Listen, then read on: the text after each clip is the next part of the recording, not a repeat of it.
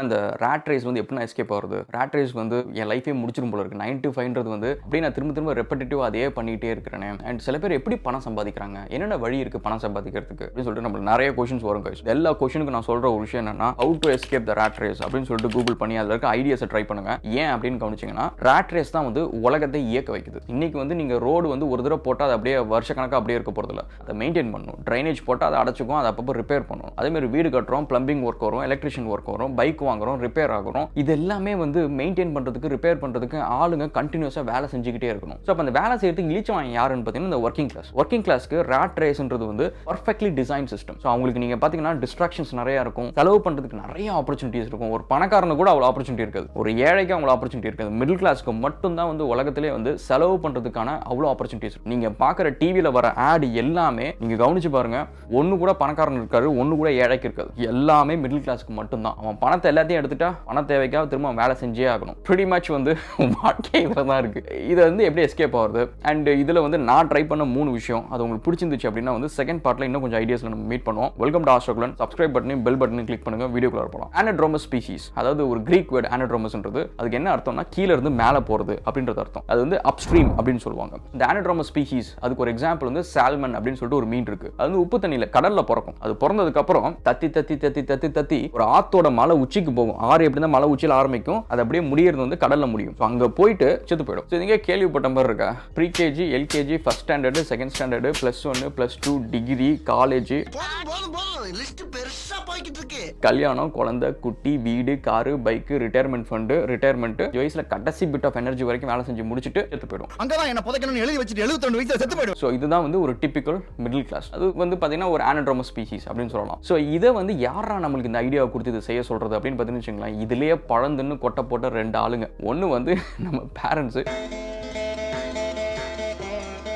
இன்னொன்று வந்து நம்ம டீச்சர்ஸ். லிஸ்ட் கொடுத்துட்டு என் பிள்ளைக்கு வழியை காட்டுங்க அப்படின்னு சொல்லிட்டு போயிடுறாங்க. அவங்களே 35 வயசு 40 வயசுல பணக்காரனாவதுக்கு வழி தெரியாது. அவங்க வந்து என்ன சொல்லுவாங்க, பிசிக்ஸை படி, மேக்ஸை படி, உனக்கு ஒரு நல்ல லைஃப் இருக்கும், ஒரு நல்ல ஜாப் இருக்கும். அந்த நல்ல லைஃப் நல்ல ஜாப்ன்றது என்ன அப்படின்னா 65 வயசு வரைக்கும் வேலை செஞ்சுட்டு செத்து போகிறது தான். இதுதான் ஒரு ஃபண்டமெண்டல் ஃப்ளாங்க. இதில் வந்து நம்ம 3 விஷயம். ஸோ ஃபர்ஸ்ட் வந்து முக்காவாசி ராட் ரேசஸ் வந்து பண்ற தப்பு எது அப்படின்னு பார்த்தீங்கன்னா இந்த லைஃப் ஸ்டைலை வந்து சேஸ் பண்ணிக்கிட்டே இருக்கிறது. அவங்களோட பெருமை எதுன்னு பார்த்தீங்கன்னு வச்சுக்கோங்களேன், நான் அதை பண்ணிட்டேன் இதை பண்ணிட்டேன்றது இல்லை, நான் வந்து இந்த பொருள் வச்சிருக்கேன் அந்த பொருள் வச்சிருக்கிறேன் அப்படின்ற லேட்டஸ்ட் ஐபாட்ஸ் வச்சிருக்கேன் பாரு, ஐ வாட்ச் வச்சிருக்கேன் பாரு, கார் வச்சிருக்கேன், போன் வச்சிருக்கேன் அப்படின்னு சொல்லிட்டு அவங்க வச்சிருக்கிற பொருள்ல தான் வந்து அவங்களோட பெருமைகள் முக்காவாசி இருக்கும். ஸோ அப்போ என்ன ஆகுதுன்னு பார்த்தீங்கன்னா அவங்க லைஃப் ஸ்டைலோட அச்சீவ் பண்ணணும்னு நினைக்கிற லைஃப் ஸ்டைல் வந்து இங்கே இருக்கும், அவங்க சம்பாதிக்கிற கெப்பாசிட்டி இங்கே இருக்கும். ஸோ அப்போ என்ன ஆகும், கடன் வாங்குவோம், அதை கட்டுறதுக்கு ஓடியே ஆகணும். அண்ட் அதே மாதிரி ஏதோ ஒரு பொருள் வாங்கணும்னு ஆசைப்படுவோம், அந்த பொருள் வாங்குறதுக்கு ஓடிக்கிட்டே இருப்போம். அண்ட் அவங்க மிஸ் பண்ற சில விஷயம் எது அப்படின்னு கவனிச்சுன்னு வச்சுக்கோங்க, அவங்க என்டையர் லைஃப்ல இந்த ஜிம்முக்கு போறது மிஸ் பண்ணுவாங்க, ஏதாவது ஸ்டார்ட் அப் ஈவெண்ட்ஸ் போறது மிஸ் பண்ணுவாங்க, 5 மணிக்கு மேலே புதுசாக ஸ்கில் கத்துக்கிறது மிஸ் பண்ணுவாங்க,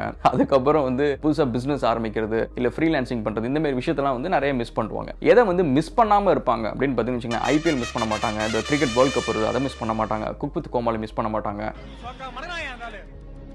டிவி சீரியல், படம் ரிலீஸ், ஃபேவரட் ஆக்டரோட பிரஸ் மீட் இதெல்லாத்தையும் மிஸ் பண்ண மாட்டாங்க. அப்புறம் வந்து ராட் ரேஸ் வந்து எப்படி எஸ்கேப் ஆகுது? செகண்ட் வந்து டைம் ஓவர் மணி. அதாவது நம்ம ராட் ரேஸ் வந்து எஸ்கேப் ஆகிறதுக்கு வந்து டைமுக்கு வந்து எப்பவுமே வந்து ஃபர்ஸ்ட் அண்ட் ஹை ப்ரியாரிட்டி கொடுக்கணுங்க. ஏன்னா நம்ம டைமை தான் கிட்டத்தட்ட 65 வயசு கன்சியூம் பண்ணி இந்த உலகம் இயங்குது. அப்படி இருக்கிறப்ப நம்மளோட டைமோட வேல்யூ கம்மி பண்றதுனால தான் அது வந்து நம்ம ரொம்ப கம்மி விலைக்கு விற்கிறதுனால நம்ம 65 வயசு வரைக்கும் வேலை செய்யறோம். ஸோ அப்போ அதோட வேல்யூ இன்க்ரீஸ் பண்றதுக்கு நம்ம என்ன பண்ணணும் தான் பார்க்கணும். அவங்கள்ட்ட பேசுறப்ப நீங்க கவனிச்சிங்க அப்படின்னா அவங்க டைமை ஒரு வேல்யூவே மதிக்கவே மாட்டாங்க. ஃப்ரெண்டு கூப்பிட்டா போயிடுவாங்க, அண்ட் படம் ரிலீஸ் ஆனா அந்த ஆக்டருக்கு காசு எப்படியாவது கொண்டு போய் கொடுத்துடணும்னு போவாங்க, பால் அபிஷேகம் பண்ணுவாங்க,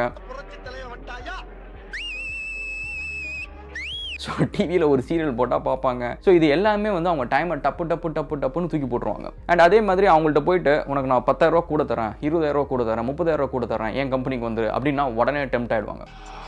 அவங்க அந்த கம்பெனிக்கு போகிறதுனால எனக்கு இன்னும் 10 வருஷம் கழிச்சு என்ன லாபம், இதை வச்சு நான் என் பிஸ்னஸ்க்கு ஏதாவது யூஸ் பண்ண முடியுமா, இந்த கம்பெனிலேருந்து எனக்கு ஏதாவது எக்ஸ்ட்ரா பெனிஃபிட் இருக்கா, நான் எப்படி இதை வச்சு பணக்காரனாக போகிறேன் அப்படின்ற ஆங்கிள்லாம் யோசிக்க மாட்டாங்க. 30,000 ரூபான்றது ஓகே, இது கிடைச்சா நாளைக்கு அடுத்த மாதம் 2 மாதம் காசு சேர்த்து நான் ஒரு ஃபோன் வாங்கலாம், ஒரு பைக் வாங்கலாம், கார் வாங்கலாம் அப்படின்ற கால்குலேஷனில் மட்டும்தான் வந்து அவங்களுக்கு உலகம் ஓடும். நான் 2-3 விஷயத்தில் எக்ஸாம்பிள் சொல்கிறேன். ஃபர்ஸ்ட் இந்த லைஃப் ஸ்டைல் விஷயத்தில் வந்து ஃபர்ஸ்ட் போட்ட 50 வீடியோவும் கடைசி போட்ட 50 வீடியோலையும் பார்த்தீங்கன்னா சில டிஷர்ட்ஸ் வந்து ரிப்பீட் ஆயிரும். கிட்டத்தட்ட 4-5 வருஷமா அந்த பழைய டிஷர்ட் கூட பத்திரமா வச்சிருக்கிறேன். நான் ஆஸ்திரேலியாவில் வந்து வாங்கின 2வது செருப்பு வந்து 2 மாதத்துக்கு முன்னாடி தான். அதுக்கு முன்னாடி 10 வருஷமும் ஒரே செருப்பு தான். அது வெல்க்ரோலாம் போயிடுச்சு. அப்போ எடுத்து ஒட்டி வச்சு இந்த வேலைலாம் பண்ணிருந்தேன். அதை பத்திரமா வச்சிருந்தேன்.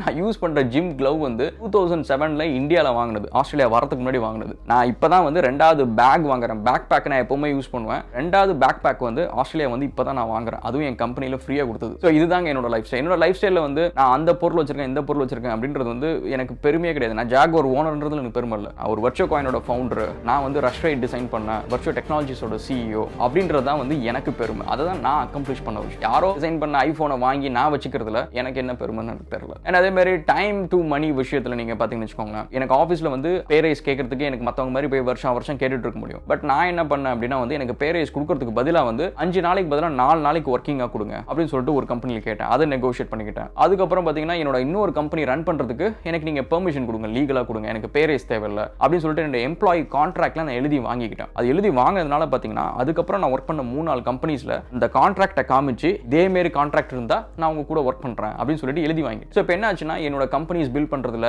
இன்டெலெக்சுவல் ப்ராப்பர்ட்டி அதை எதுவுமே வந்து இன்னொரு கம்பெனிஸ் வந்து டக்குன்னு எடுத்துக்கிறதுக்கோ ஹோல்ட் பண்றதுக்கோ சீஸ் பண்றதுக்கோ எந்த ஒரு ஆப்பர்ச்சுனிட்டியுமே கிடையாது. ஸோ இந்த ரெண்டுத்தையும் வந்து பார்த்தீங்கன்னா எதை சாக்ரிஃபைஸ் பண்ண, என்னோட மணியை சாக்ரிஃபைஸ் பண்ண. ஃபர்ஸ்ட் எல்லாம் பார்த்தீங்கன்னா 5 நாளைக்கு நான் வேலை செஞ்சுக்கிட்டே இருக்கணும். இப்போ ஒரு 3-4 இயர்ஸ்க்கு முன்னாடி பார்த்தீங்கன்னா வந்து 3 days வேலை செய்யணும். இப்போ வந்து பார்த்தீங்கன்னா 2 days. அந்த 2 days வந்து எனக்கு ஒரு நல்ல கன்சல்டிங் ஃபீஸ் கிடைக்கும், ஒரு ரெகுலர் இன்கம் கிடைக்கும், என் கம்பெனிக்கு ப்ராஜெக்ட்ஸ் கிடைக்கும். அட் தி சேம் டைம் வந்து என்னோட ஓன் ப்ராஜெக்ட்ஸும் பில்ட் பண்ணலாம். Virtuatainment லான்ச் பண்ணியாச்சு. ஸோ அடுத்து வந்து ரஷ்ரைட் லான்ச் பண்ணலாம். ஸோ அந்த மாதிரி விஷயம்லாம் வந்து ஜாலியாக பண்ணிருக்கலாம். அண்ட் அகைன் வந்து இன்னொரு விஷயம் என்ன அப்படின்னு பார்த்தீங்கன்னா ரேட் ரேசஸ்க்கு வந்து ஸ்டேட்டஸ் ரொம்ப இம்பார்ட்டன்ட். நான் இன்ஜினியர்ப்பா, சிவில் இன்ஜினியர்னா சிவில் இன்ஜினியருக்கு மட்டும் தான் செய்வேன். நான் வந்து டாக்டர்னா டாக்டரா மட்டும் தான் இருப்பேன். நான் வந்து சாஃப்ட்வேர் இன்ஜினியர் மட்டும் தான் இருப்பேன். அதுவே ஒரு 30-40 வருஷத்துக்கு முன்னாடி நீங்க பார்த்தீங்கன்னு வச்சுக்கோங்களேன், நிறைய பேருக்கு பேசிக் கார் ரிப்பேர், ஒரு ரேடியேட்டர்ல என்ன ப்ராப்ளம் இருக்கும், ஓகே த்ராட்டில் வயர் அறுந்து போச்சுன்னா என்ன பண்றது அப்படின்னு சொல்லிட்டு ஒரு பேசிக் பைக் ரிப்பேர் பண்றது, கார் ரிப்பேர் பண்றது வந்து வீட்லயே நிறைய பேர் பண்ணுவாங்க. இன்னைக்கு வந்து ஒரு ஆணி அடிக்கிறதுக்கு கூட நம்ம யாரையா ஒருத்தவங்க வந்து வெளியில இருந்து கூப்பிடுற லெவல்ல தான் வந்து நம்ம ஸ்கில் செட் இருக்கு. ஏன் அதுக்கு ஒரு ரீசன் அப்படின்னு வச்சுக்கோங்களேன், நான் வந்து டிகிரி படிக்கல, ஆணி அடிக்கிறதுக்கான டிகிரி படிக்கல, நான் அப்படியே ஆணி அடிக்க முடியும்.